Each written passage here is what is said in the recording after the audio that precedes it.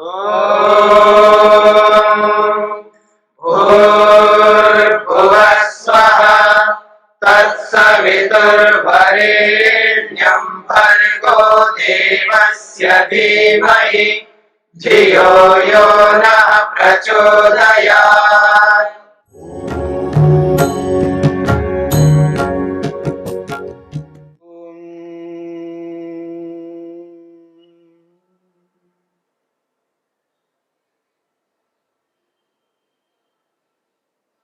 स्मृति वृत्ति को लेकर के चर्चा हो रही है।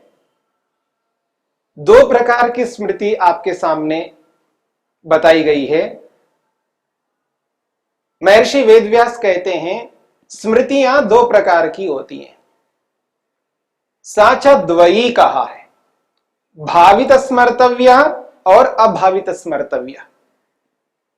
हमने भावित स्मर्तव्य नामक स्मृति को लेकर के विचार किया।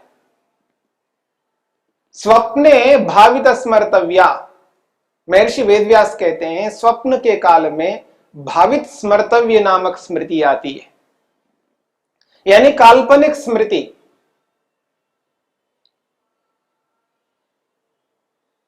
यद्यपि अनुभव किए हुए विषयों का ही स्मरण होता है, फिर भी इसको काल्पनिक इसलिए कहा है क्योंकि हम निद्रा के काल में यानी स्वप्न अवस्था की स्थिति में अपने मन पर नियंत्रण नहीं रख पाते हैं और मन में जितने भी संस्कार पड़े हैं, जितने हमने अनुभव किया है, उन संस्कारों को आपस में इस तरह घुला मिला देते हैं अनियंत्रण के कारण से।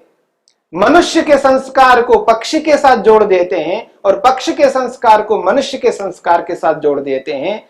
जब एक दूसरे के संस्कार मिल जाते हैं, उस स्थिति में हमें वो जो स्वप्न में अनुभव हो रहा होता है वो अनुभव अयथार्थ होता है, काल्पनिक होता है।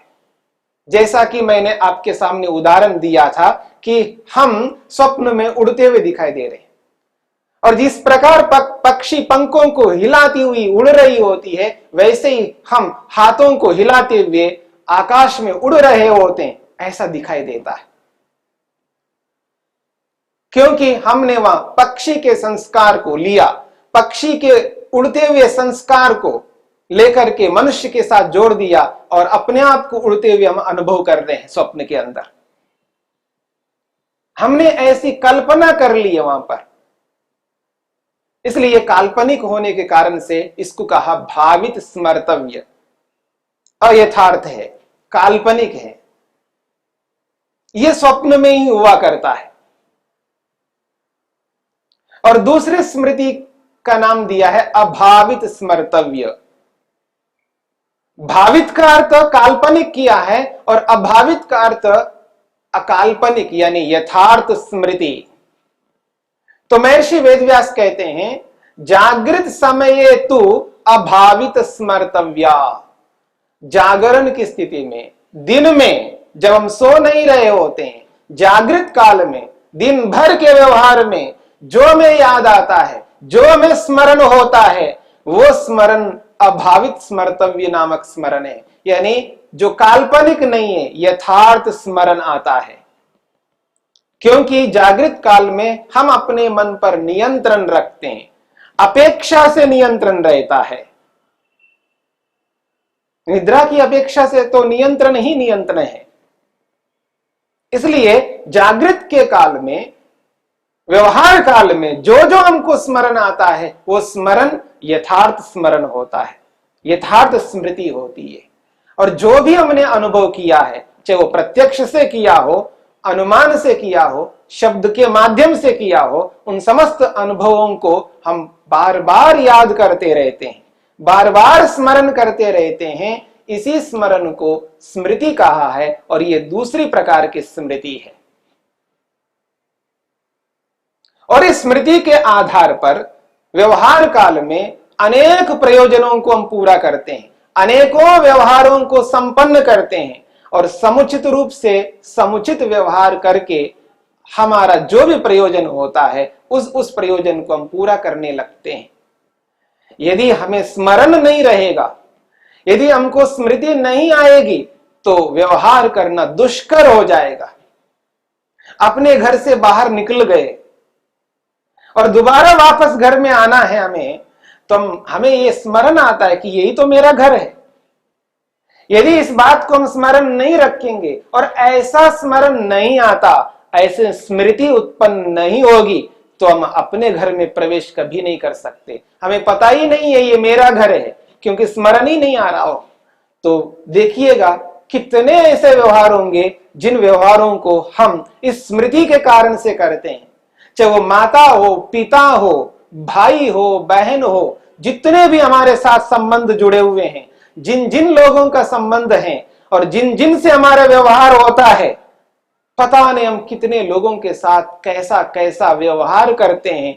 उन समस्त व्यवहारों के पीछे स्मृति काम करती है, वो स्मरण शक्ति काम करती है।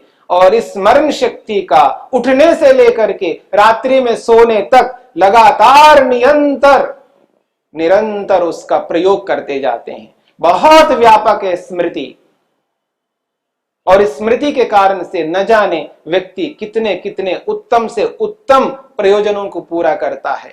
इसी स्मृति के कारण से व्यक्ति ईश्वर तक पहुंच सकता है।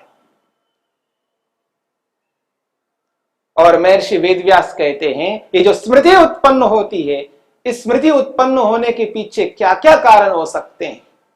वो कहते हैं सर्वाश्च एताः स्मृतयः, ये सारी की सारी स्मृतियां प्रमाण विपर्यय विकल्प निद्रा स्मृतीनाम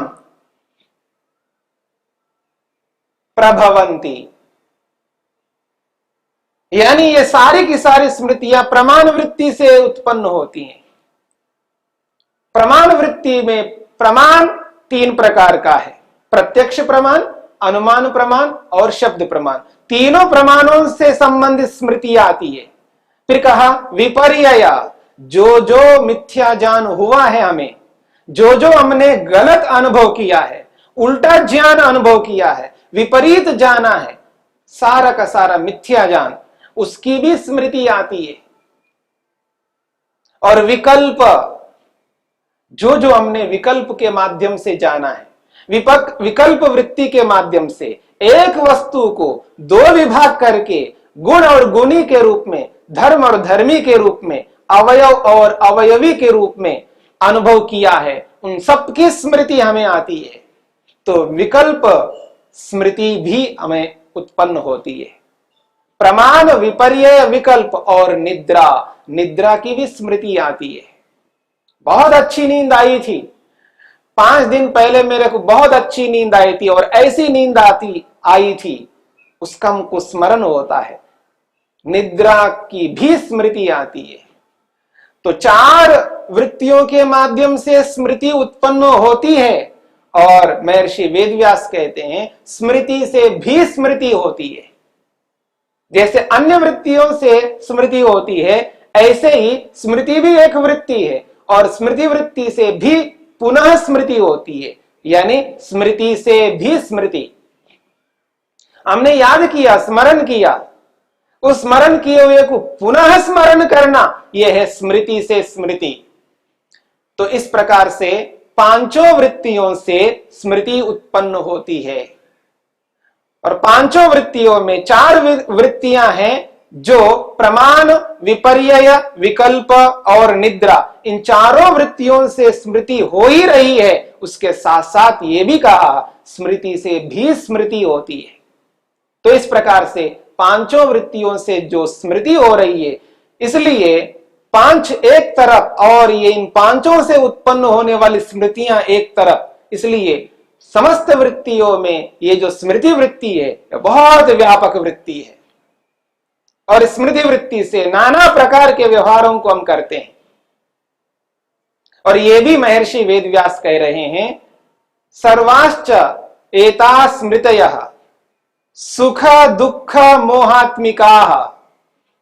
ये जो 5 वृत्तियां हैं और ये 5 स्मृतियां हैं, 5 वृत्तियों से 5 प्रकार की स्मृतियां, और इन समस्त स्मृतियों से मनुष्य सुख उत्पन्न करता है, यानी सुख को उत्पन्न करने वाली ये स्मृतियां हैं, दुख को उत्पन्न करने वाली स्मृतियां हैं और मोह को उत्पन्न करने वाली स्मृतियां हैं। यानी समस्त स्मृतियों से व्यक्ति सुख पा सकता है या दुख पा सकता है अथवा मोह को प्राप्त हो सकता है। इसलिए कहा जा रहा है सर्वाश्च एताः स्मृतयः सुख दुख मोहात्मिका। ये सारी की सारी स्मृतियां सुख को उत्पन्न करने वाली, दुख को उत्पन्न करने वाली और मोह को भी उत्पन्न करने वाली होती है। तो इस प्रकार से ये सारी की सारी स्मृतियां हमें पुनः वापस अविद्या की ओर, मूर्खता की ओर, अज्ञानता की ओर ले जाने वाली होती है। इसलिए महर्षि वेदव्यास कहते हैं इन समस्त वृत्तियों को रोकना है और स्मृतियों को भी रोकना है। इन पांचों वृत्तियों से उत्पन्न होने वाली पांचों प्रकार की स्मृतियों को भी रोकना है। इसलिए अंत में महर्षि वेदव्यास इस सूत्र की व्याख्या करते हुए कह रहे हैं आसाम निरोधे, आसाम स्मृति नाम वृत्ति नाम च, इन सभी स्मृतियों वृत्तियों को रोकने पर संप्रज्ञातो असंप्रज्ञातो वा संप्रज्ञात समाधिर्वा असंप्रज्ञात समाधिर्वा भवति। इन पांचों प्रकार की स्मृतियों को वृत्तियों को रोक लेने से आत्मा समाधि लगाता है और संप्रज्ञात नामक समाधि को लगाता है और असंप्रज्ञात नामक समाधि को लगाता है। परंतु रोकने पर होगा, स्मृतियों को रोकना है, वृत्तियों को भी रोकना है।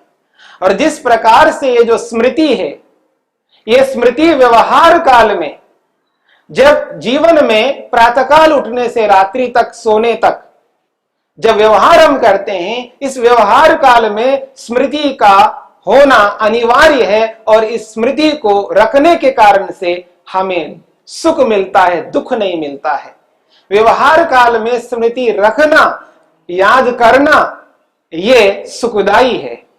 परंतु जब हमें ध्यान करना है, समाधि लगानी है, मन को एकाग्र करना है, आत्मा परमात्मा में मन को एकाग्र करके ध्यान करना है, उस ध्यान के काल में, उपासना के काल में, भक्ति के काल में यदि हम याद करने लग जाएंगे, स्मृति को उत्पन्न करने लगेंगे, वही स्मृति जो व्यवहार काल में समाधि से, ध्यान से भिन्न काल में सुखदायी बन रही थी, वही स्मृति यहां पर भक्ति के काल में, उपासना के काल में ये दुखदायी बन जाएगी। स्मृति अपने आप में अच्छी होती हुई स्मृति, लाभकारी स्मृति भी उपासना के काल में, भक्ति के काल में वही स्मृति हमारे लिए दुखदायी बन जाएगी। इसलिए स्मृतियों को भी रोकना है। कहां स्मृतियों को नहीं रोकना है और कहां स्मृतियों को रोकना है, यह विवेक तो हमें करना होगा। कहां स्मृति दुखदायी बनेगी, कहां स्मृति सुखदायी बनेगी, इसका जब विवेक हो जाता है व्यक्ति को, उस विवेक से व्यक्ति अवसर के अनुरूप, परिस्थिति के अनुरूप, समय के अनुरूप स्मृतियों से लाभ ही उठाएगा। संपूर्ण व्यवहार काल में, दिन भर के व्यवहार काल में जब हम अन्यों के साथ व्यवहार करते हैं, स्वयं के साथ व्यवहार जो करते हैं, उस काल में स्मृति का रखना, स्मृति को लाना, बार बार स्मृति को उत्पन्न करना, यह सुखदायी है। उसके बिना हम व्यवहार नहीं कर सकते। परंतु जब हमें व्यवहार को रोकना है, जब हम बैठते हैं आसन लगा करके, समस्त बाह्य व्यवहारों को रोक देते हैं, आसन लगाते हैं, आंखें मूंद लेते हैं और ज्ञानेंद्रियों को बाहर की ओर से हटाते हैं, समस्त विषयों से हटा करके इंद्रियों को मन के अनुरूप बना लेते हैं और मन को शरीर के अंदर धारणा बना करके परमात्मा में एकाग्र करते हैं, यानी ध्यान करते हैं, मेडिटेशन करते हैं। और उस ध्यान के काल में, उस उपासना के काल में, उस भक्ति के काल में किसी भी प्रकार की स्मृति को न उठाना। यदि किसी स्मृति को उठाते हैं तो एकाग्रता भंग होती है। जो हम ध्यान करना चाहते हैं वो ध्यान टूट जाएगा। जो हम समाधि लगाना चाहते हैं वो समाधि नहीं लग पाएगी, क्योंकि स्मृति के होते हुए भी हम एकाग्र नहीं हो सकते। वृत्ति के रहते हुए मन को एकाग्र नहीं कर सकते।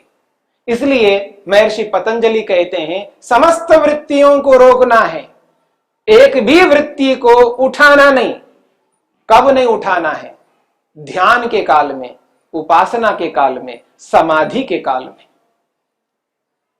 क्योंकि ये जो समाधि हम लगाना चाह रहे हैं, ये जो ईश्वर का ध्यान करना चाह रहे हैं, अपने मन को ईश्वर में एकाग्र करना चाह रहे हैं, उस समय में यदि हम किसी भी वृत्ति को उठाते हैं तो हमारा मन ईश्वर से हटेगा। जो वृत्ति हम उठाएंगे हमारा मन उसी वृत्ति में लगा रहेगा। जैसे अन्य वृत्तियों को रोकना है, उसी प्रकार से हमें स्मृति वृत्ति को भी रोकना है। परंतु कहां रोकना है, इसी बात को विवेक पूर्वक समझ करके मन में रखना है कि केवल उपासना के काल में स्मृति वृत्ति को रोकना है। उपासना से भिन्न काल में स्मृति वृत्ति को रोकना नहीं है।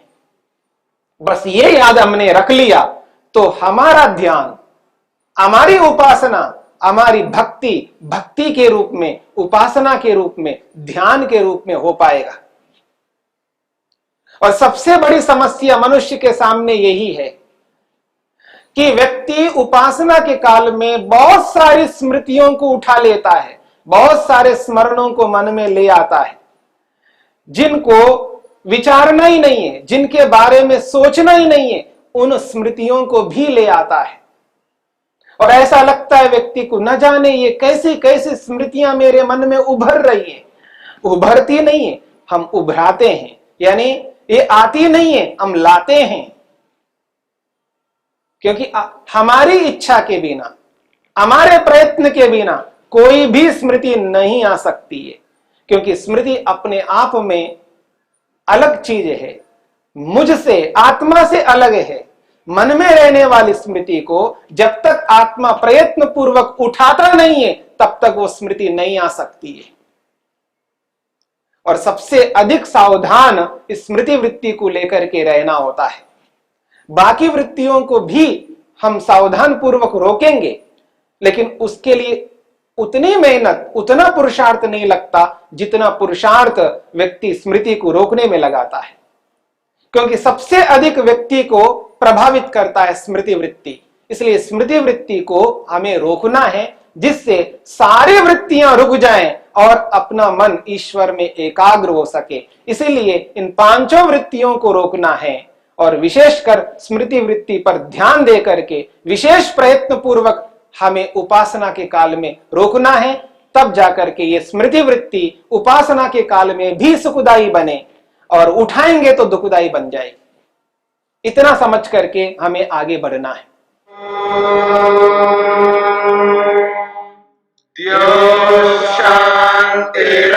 शांतिरंतरिक्षं शांति पृथिवी शांतिरापः शांतिरोषधयः शांति वनस्पतयः शांतिर्विश्वे देवाः शांतिर्ब्रह्म शांति सर्वं शांति शांतिरेव शांति क्षमा शांतिरेधि। ओम शांति शांति शांति।